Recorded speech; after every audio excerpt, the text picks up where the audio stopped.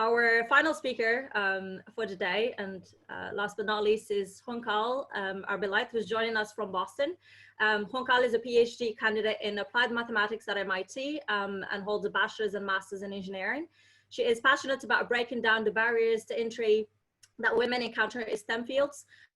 With that aim, she has been involved as part of the executive board of Graduate Women at MIT. She collaborates with several foundations and organizations, and she also mentors students in Boston and elsewhere. Due to her leadership towards gender equality, she was a recipient of the Google Women Techmaker Awards and was recently named a Next Generation Women Leader by McKinsey & Company. We're very excited. She's joining us very early in her time. And then this part of the session is going to be a panel style discussion. So I have a few questions for you, Juncal. And to start, we'd love to hear about what motivated you to pursue a technical PhD, and what would you say to someone who is thinking about starting one? Well, first of all, thank you for the invitation to be here today. I think this event is great.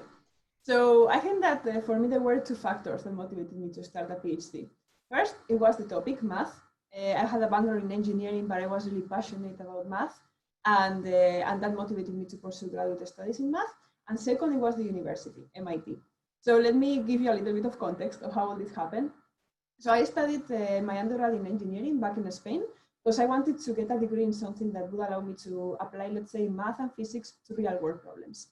But during this training, I realized that math was a very powerful tool, math and computation, to tackle engineering problems from different perspectives, regardless whether it is get insight from data to model physical systems from first principles.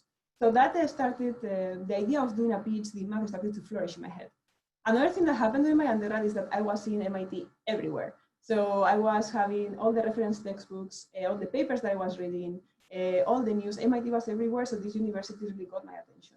So I started thinking, okay, what if I could maybe go there to do a research internship? So just for a few months, try to work in a lab and see if research could be for me, if maybe I could do a PhD there. So I started knocking a lot of doors, and finally one professor at MIT Math invited me to his lab to spend some months doing research there. Basically, I would use this research as my master thesis then back in Spain. So this was fantastic. It was a fantastic experience. It was my first full-time experience in research. I got to take some courses at MIT. I was really amazed at how passionate people were about how they really thought that with their research and with their work, they could make the world a better place, basically. So I really found the atmosphere that suited me. So I decided to apply to a PhD program here. And yeah, 4 years later, here I am in a PhD in applied math. So for people considering doing a PhD, what I would say is that I think it's really important to be passionate about the topic, because a PhD is hard. And it's also a very long-term commitment, especially if you come to the US, where PhDs are typically like 5 or 6 years long. So you really need to be passionate about your topic.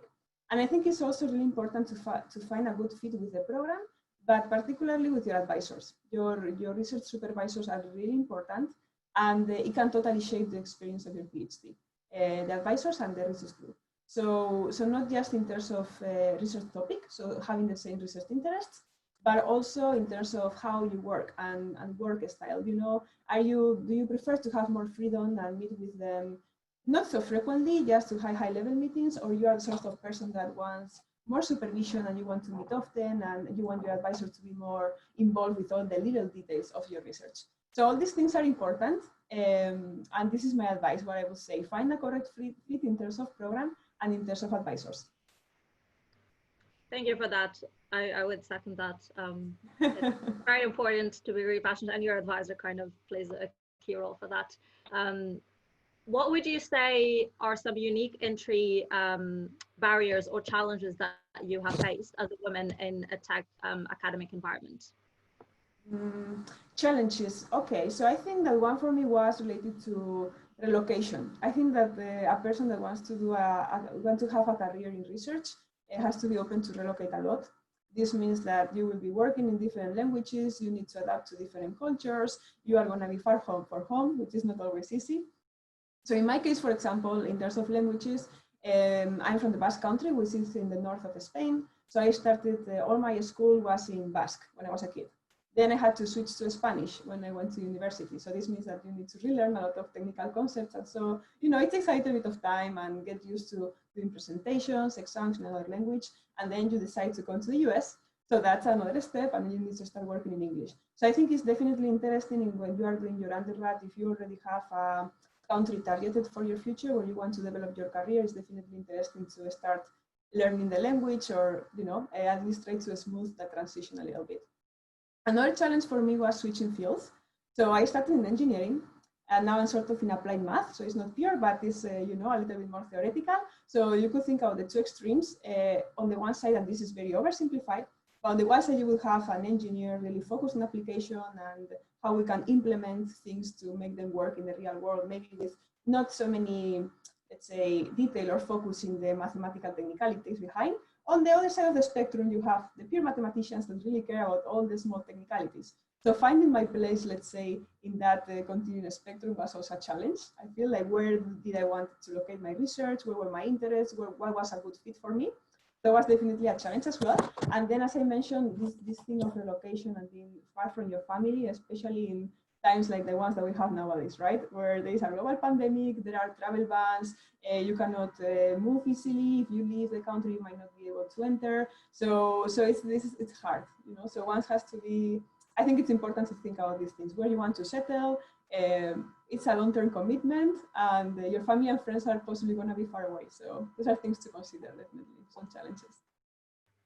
Thank you for sharing that. It's a personal decision, and I think learning from other journeys is very insightful. You've done quite a bit of work with different organizations to promote women representation in STEM. With respect to inclusion and diversity in the tech academic world, what do you see as recent developments at local and regional levels? Mm-hmm. So locally here at MIT, I think there has been quite a lot going on. So there is now a diversity, equity, and inclusion office that is an effort that is institute-wide. They also have representatives in each department. I would say that the departments are really supportive when students are trying to launch new initiatives, for example, for minorities, for women, for different races. So this is definitely a very supportive environment, I would say. I think it's also an encouraging fact that right now in the engineering departments, I think that there are more departments head that are female than male, actually. So this is interesting. And the deterrents also in the admission processes are improving. So definitely, I think that we are in the good path. It's just that, all these efforts that are being made now, they are in the long term, so they take time. So I think that seeing the results of this will not be immediate. But I hope that when we look at academia and to technical fields, maybe in 10 years from now, we'll see a little bit of a different perspective. And so I think that this is at MIT, but generally I think that we observe the same trends in other universities worldwide. I recently read in the news saying that Berkeley, I think, had the most technically diverse freshman class this year, I don't know, in 30 or 20 years or something like this. So definitely these are good news. So what I would say is that I think that institutions are fighting the good fight, but it's just the time scale of these things is long. So I think we'll need to be patient as well. That's great news, and there's definitely progress made. So that's encouraging for all of us in the audience to know. So what can our audience do today if they're interested in the field, and what communities you're part of or you know of, and opportunities for learning do you think are easily accessible and available that we can share and encourage our audience to check? Mm-hmm. So I think that online right now, there are a ton of resources. From if you want to learn about a new topic, you have a ton of courses. Of course, there's Coursera, EDX, of these sort of platforms that are free. So I think those are great start points if you are trying to maybe shift a little bit your career towards another topic.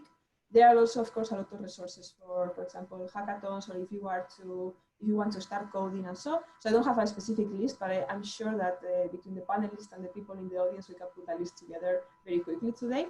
I think there are also a lot of communities that share similar interests. For example, women in, I don't know, there are a lot of channels like Sisters, for example, of women in tech or women in computing that are very interesting. And then apart from that, what I would say is that personally, what I like to do is to reach out to people. So for example, if you have a particular goal in mind, a specific opportunity or a specific award or fellowship that you want to get, I just like doing some research, go to LinkedIn, see who got this fellowship in the past, and maybe try to reach out.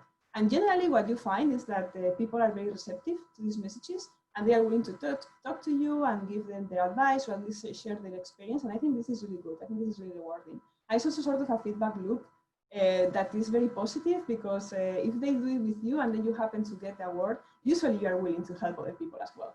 So I think this is great, and it's a resource to exploit, definitely, like LinkedIn or just trying to reach out. I also believe that people like talking about themselves. So generally, if you poke them, I think they will be open to have a conversation. Yeah, so this is something good. And then a small trick that has been working for me in terms of finding out about new opportunities is simply to try to use social media wisely.